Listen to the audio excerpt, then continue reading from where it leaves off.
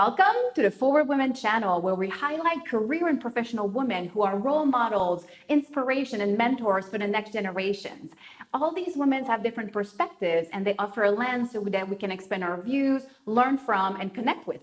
I am Jennifer Daw, and I am on a mission to make this world an all-inclusive world. Today, meet Helen Archontou. She's a well-spoken powerhouse, a mission-driven soul, and a breath of fresh air to be around. She is the CEO of the YWCA Northern New Jersey, which mission is to eliminate racism, empower women, and strengthen families and communities. Authentic, involved, and clear of her why, advocacy and policy reform is her focus. She leads by example, something her twins surely benefit looking up to. I like to call her a social justice warrior queen, which makes it one of the reasons I'm so excited to interview her. Helen, welcome to the Forward Women channel. It's such a pleasure to have you with me today. You're such a joy to be around. Thank you for having me. I'm excited to be here. Oh, you're so welcome. When you look at your journey towards your current position at the YWCA CEO of Northern New Jersey, what would you attribute your success to? Well, I think it's actually pretty basic. You know, when you think about like the things you learned in kindergarten, as they say. Right. You know, I try to be kind to people. That's a good thing. I believe that kindness matters. I believe honesty matters. Yes. Just that genuine relationship you build with people is I think the foundation for everything. And it really stands the test of time. As long as people learn to trust you and learn that there's a stability to your relationship and that they can count on you for certain things and that your reactions and the way that you work with them is predictable. Right. I really feel like that goes a long way for like a long-term experience with somebody.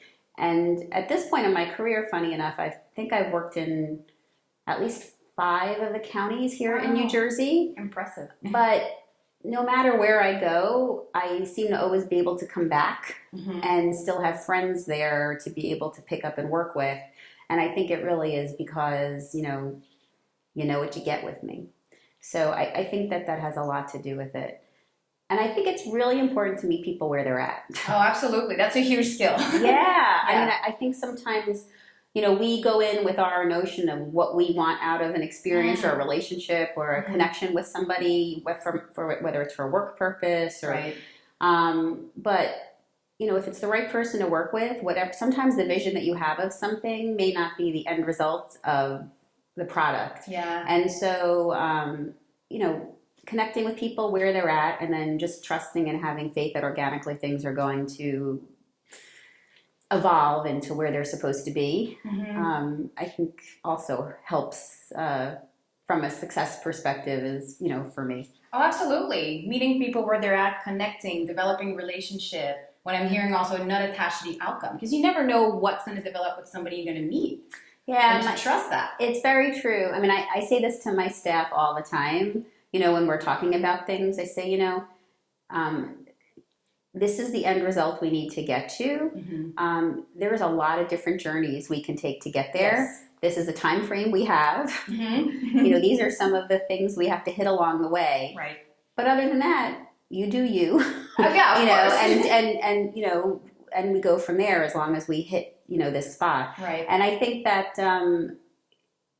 if you really have trust and faith in that process, the end result, even if it looks a little different than you expected, does hit the goal, but at least, nonetheless, it gives people, that's empowerment. I mean, that's what the YWCA is all about. Yes. Is really all about empowering women and eliminating racism in terms of our mission. Yes. And, I think it's really important that we live our mission within the walls of the organization and not just focus on our work with the community. Absolutely. So empowerment is key. Yeah. And you're what I know of you is that you're a woman that is walking your talk.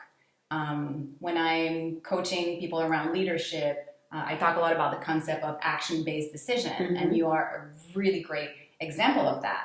As a matter of fact, and I need to read because there's so many things you are doing. You've expanded and deepened the YWC mission to broader programs. You established the Time Is Now Action Coalition. You are on the New Jersey Task Force on Campus Sexual Assault. You are co-chairperson of New Jersey Coalition Against Human Trafficking's Legislative Committee. You're a member of the AAUW's Diversity and Inclusion Committee.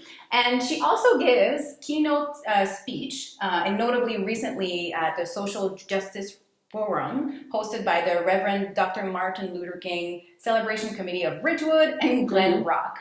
So how do you find this fuel to play such a big role in social justice? Well, again, I'm a really basic person. I keep going back to this, but it's true. Right. I mean, I just don't understand that everything shouldn't be equal.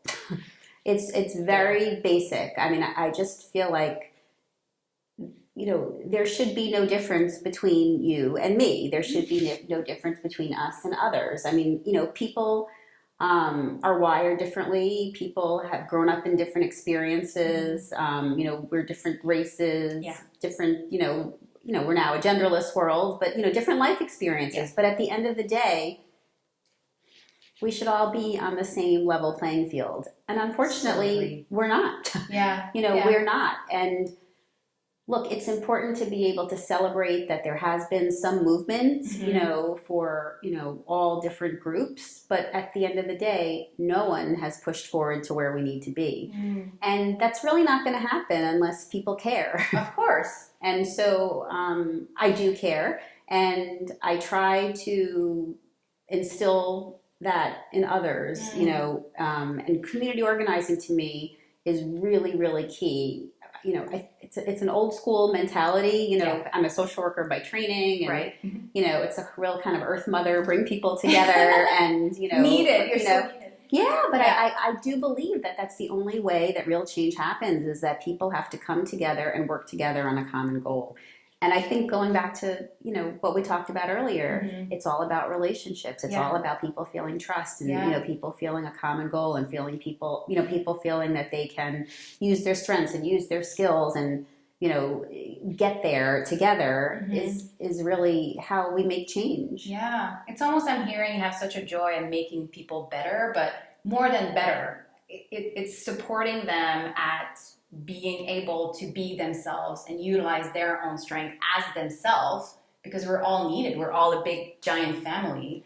For sure. And I think the other thing is, unfortunately, because of the fact that everyone is living on an equal playing field, you know, I don't think that people are able to truly, you know, access, you know, what is their true magic and power, because you know, they're fighting battles that are keeping them from really embracing that. And I think that that's sad for our society. It's sad for our community, because if we were able to, you know, take all that other stuff out of the mix, that people could, you know, freely, you know, everything from love is love to, you know, a person of color being able to walk the street freely and not, you know, be worried that, you know, someone is going to have a reaction to them because of their skin tone, or, you know, all of these things that we're, you know, working to try to make better today. If all those things didn't exist, then I mean, and it sounds so Pollyanna perhaps, but, you know, I'd love to live in a utopia where everybody really can just, you know, really unfold who they're supposed to be. Well, we're very similar on that. Yes, I know we are. And that's peace in the world, sort of. But, you know, it's so key. And thank goodness, I mean, I really do believe this. And I know that there's a lot of people that, like, roll their eyes at, you know, our positivity and our energy. And, you know, in some ways. Every day. And, you know, I know that people don't get it. And that's okay, because I always say to people, that's cool. I'll carry you with me until you can get there yourself. Oh, absolutely. And it's like where you said before, meeting people where they're at, and not everyone will jump, let's do this. Everybody has a different stage of, first of all, self-acceptance, where they fit in the world, how they grew up, their cultural background, who they hang around with, their education, everything. Yeah, I mean, everyone's, you know, we're all carrying a lot with us, and you never know what someone is carrying with them. And so it's really important to just, you know, sit with them and you know, go from there. Yeah, absolutely. One thing I've noticed of highly effective people, because you're wearing a lot of different hats, is the timeliness in response.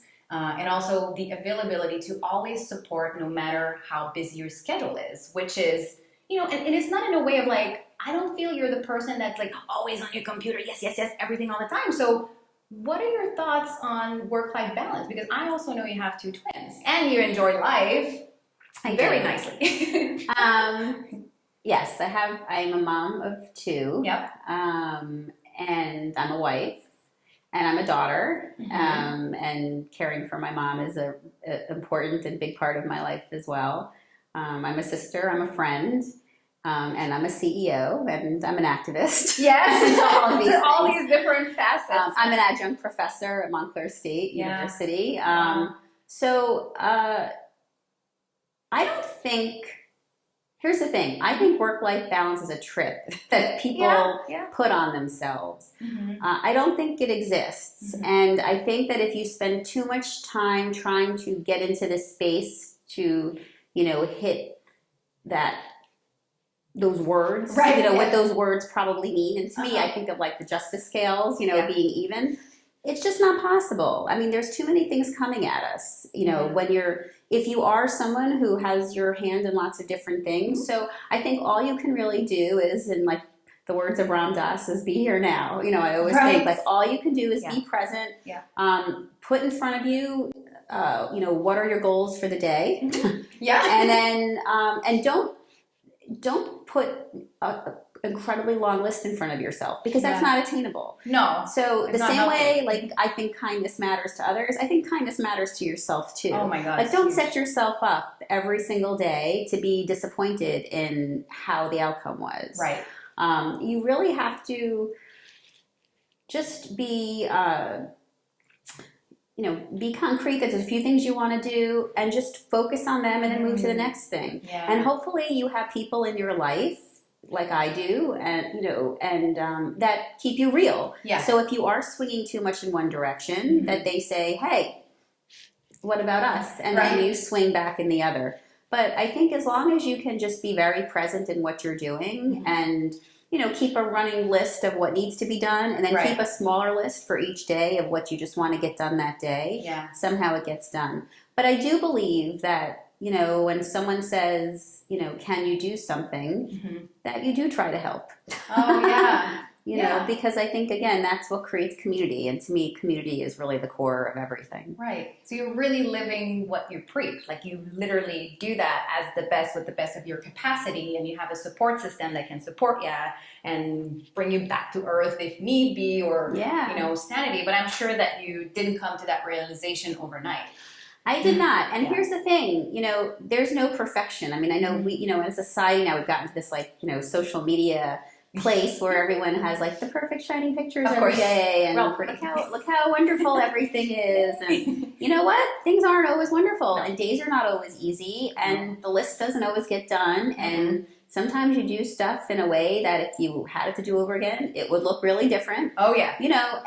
But again, kindness to yourself, kindness to others, I think helps go a long way to get through that stuff. Right. And just when things, when you have those moments, also really focusing and developing your own emotional intelligence and your own ability to kind of pull yourself back. It does take some self-regulation, and it definitely takes some skill, which is what you can develop individually. And I do encourage people. Honestly, that's what is most important to me with my 6-year-old, twins, is, they'll learn French, another time, but right now I want them to learn how to meditate. I want them to learn how to regulate their emotions. I want them to learn how to feel what they're feeling and to be able to express it. So important. Those are the skills that are going to take them far in the world, because all the other stuff they're going to get, and they're going to get opportunities for. But that's the stuff that, people just think is going to happen. Well, it actually is like a muscle, and you have to develop it. And if we don't develop these things when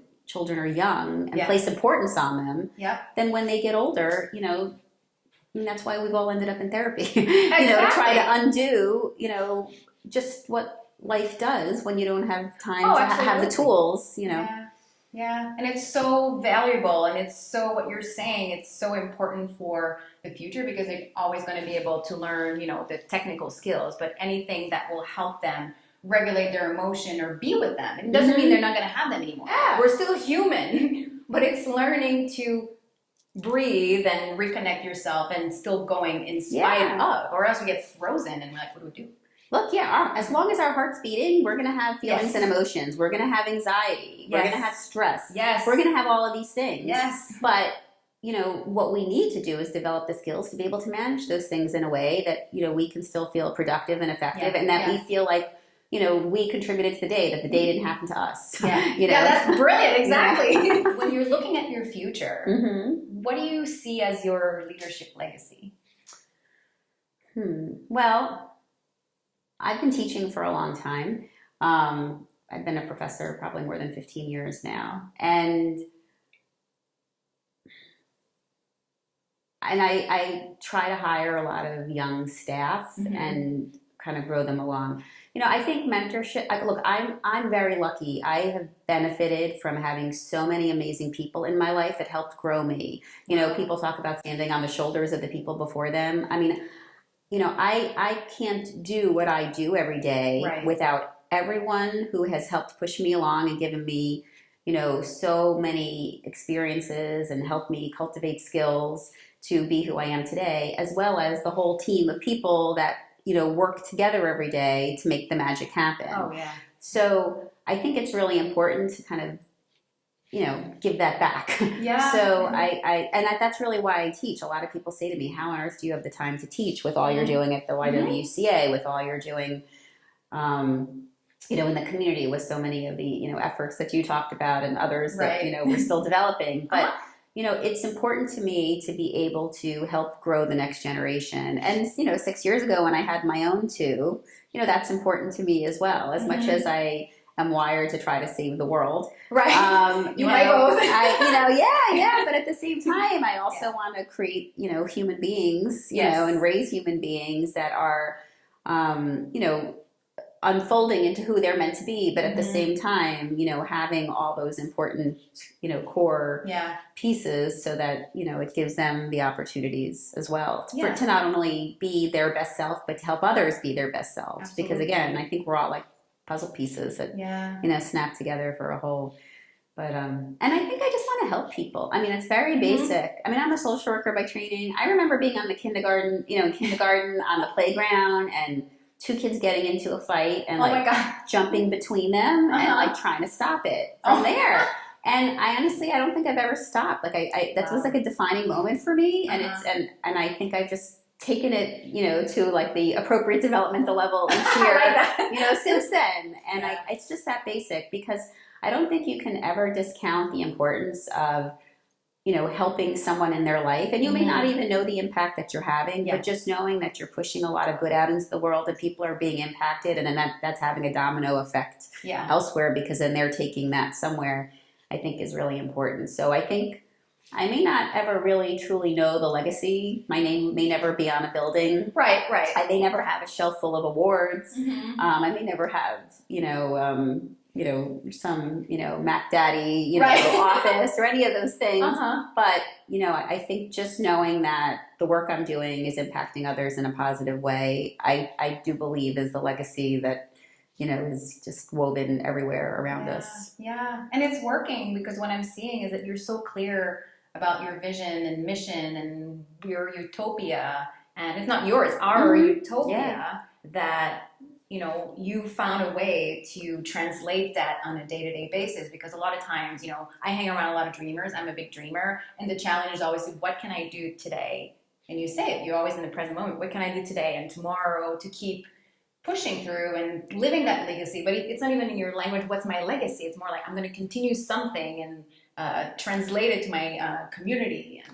Yeah, and I know that we are like-minded on this. I mean, I think the other key piece in all of this is that you don't just surround yourself with people that look like you, and you don't just do what you think needs to be done. Right. I mean, at the end of the day, I have pushed myself to learn and put myself on an introspective journey and ask myself the tough questions, and continue to, learn about everything from, my white privilege. And, Yes. Obviously I try to do so much for women, but understanding even with the barriers that women have, that women of color, have even more barriers than I do as a white woman. And, just really learning all those things. I mean, that's been a journey for myself too, but, that is really key and important. And I think really impacting positively also is just kind of blowing open everything that we think and we're just widening that headscape. Yeah, absolutely. And it's so important to learn from people that think opposite of you, that are different than you, and to really build that muscle. You were talking about skills before, empathy. Just learning and try to understand as best as you can. Yeah, and I think sometimes where some leaders go wrong is that they hire people that are like them. Oh yeah, a lot. Or they surround themselves with people that they think are not as smart or talented as they are, because they don't want anyone to, Here's the thing, I believe, and if you look at my team at the YW, they are an incredibly talented group of people, and I am so proud of them, and they are all really different, and we think differently, and, we go through a journey together to, get to the right place, and I think that's the success. That's why YWCA Bergen County was able to evolve to YWCA Northern New Jersey. Congratulations again. Yeah. And that's why, when I got to this organization years ago, although our mission was to eliminate racism and empower women, there wasn't a lot of work around eliminating racism being done in the organization. And I don't judge. I think that's a hard thing for people to figure out.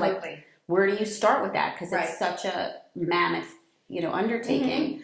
But we have taken lots of small steps and then ultimately started programs like our Courageous Conversations and our Racial Justice Awards and, more pieces that we're adding each year that I think we are having an impact now. Now, again, so much more to do, but, you have to celebrate the successes along the way, and you have to celebrate the people in our community that are living our mission. Absolutely. And being able to bring focus to them so that others can emulate them, because the reality of it is we're all modeling somebody. Oh, absolutely. Oh my God, totally. Nothing is new, right? Yeah, so we have to push as much positivity, as much great role models, as much wonderful programming around, to create those powerful models for everyone to help, rethink and grow themselves. Absolutely. And talking about growth model, how, when you're looking at this utopia of having an all-inclusive world, what does it look like to you? Again, it's equality. It's really, it's peace, it's justice, it's equality. It's everything that the YWCA stands for. It's everything that, we're getting ready to celebrate our 100th anniversary this year. It is everything that we do, which is why I'm so passionate about this organization and so passionate about the work we do.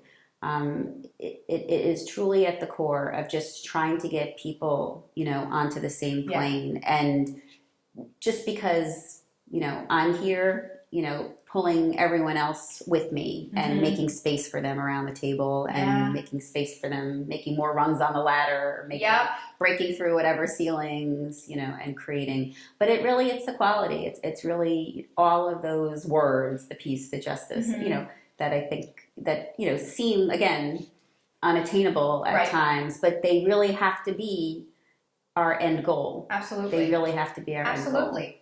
Yeah, it's interesting because, I often beat myself up because I dream too big, but like you're saying, it has to be the end goal, because that's going to be your GPS, your North Star. It's like, okay, what can I do today? So I tell you, I am a big believer of dreaming, and I tell this to staff all the time. You not only need to make a to-do list every day, you need to make a, dream list. I love that. I always create. I always have 2 running lists, like everything I need to do, and then the shorter one, which I said, I really just keep a few short goals each day so that I can feel like I've accomplished something. I don't give myself the 4-page list. Right. I give myself 2 or 3, and that's it. And I'm good because I got something done, and I'm like, cool, good job. But I also have the dreamer list. Wow. And I also have the what if list. What if someday we have the money, this would be a great program that we could fund. What if someday, we have, find a person, that's out there and, we can create this relationship and we can, run this program.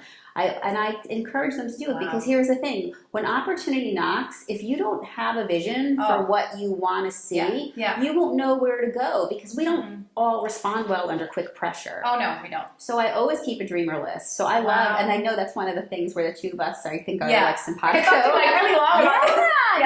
It really is because a lot of people don't dream. They think it's a waste of time. Yeah. People think dreaming is a waste of space. I mean, I think visioning, that's one of the things I do every morning before I get out of bed. Huge. I envision my day. I envision sitting here with you right now, what it would look like. I envision, my next, appointment after this, what that's going to be like. I mean, I think about my day. I think about how I want it to happen.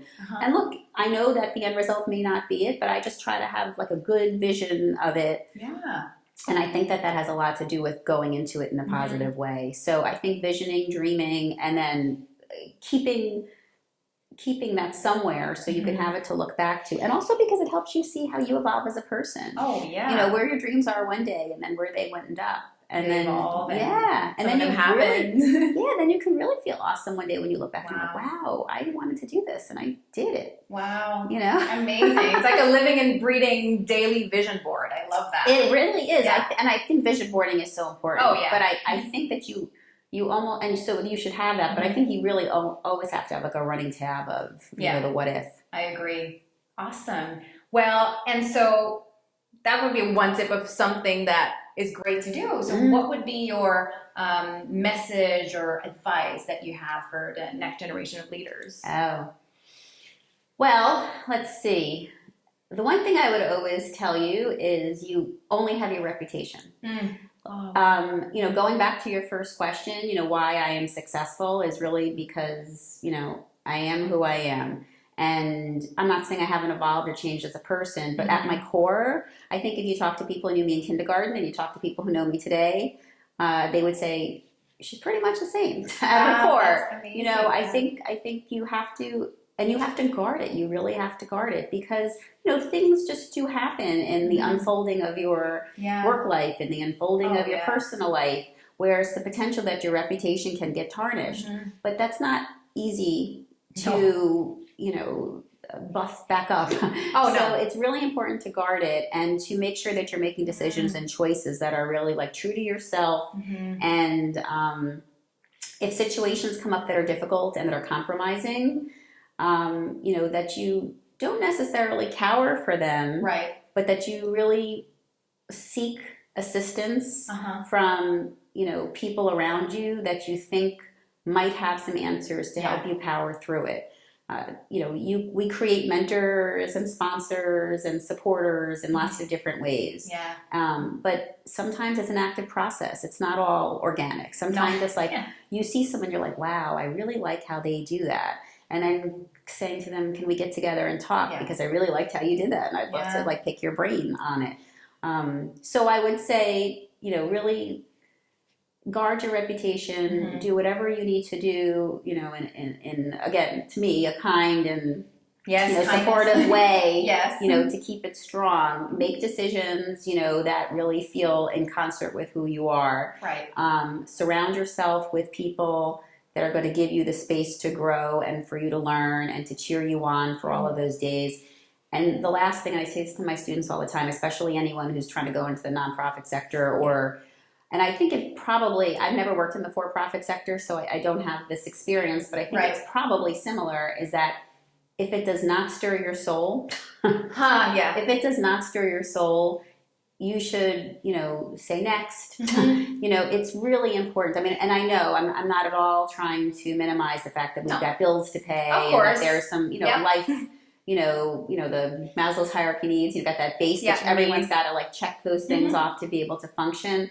But at the end of the day, if you're doing activist work, if you're doing nonprofit work, if you're doing social justice work, if this is the work you're doing, it is hard at times.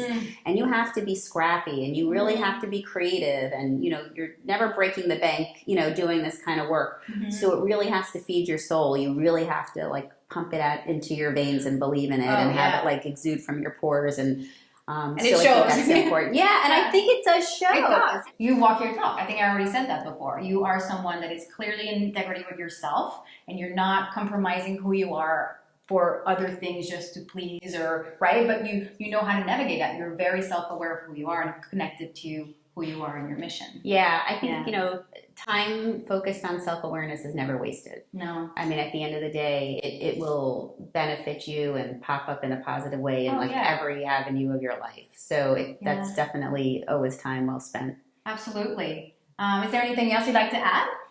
I'm grateful for the opportunity to chat, and hopefully someone feels inspired. I mean, I've been so inspired by so many people, and that's how I've gotten to the space that I can do the work. I invite everyone to come on our journey at the YWCA of Northern New Jersey and be part of it, and to reach out if that's of interest. And I always encourage people to use their superpower, which is to vote. Yes! You have power, and there's lots of different ways to exercise it, and that's one of them. Yes. So become educated on issues that are important to you, and then use that muscle. Yes! Thank you so much for that. Thank you for the reminder, and thank you for always being there to make a difference. Thank you. Thank you. And thank you for watching, and share this video if you feel inspired, if you want to inspire someone today, or if you know someone that needs to hear that message. And please go visit humanslead.com to meet more forward women and sign up to the network.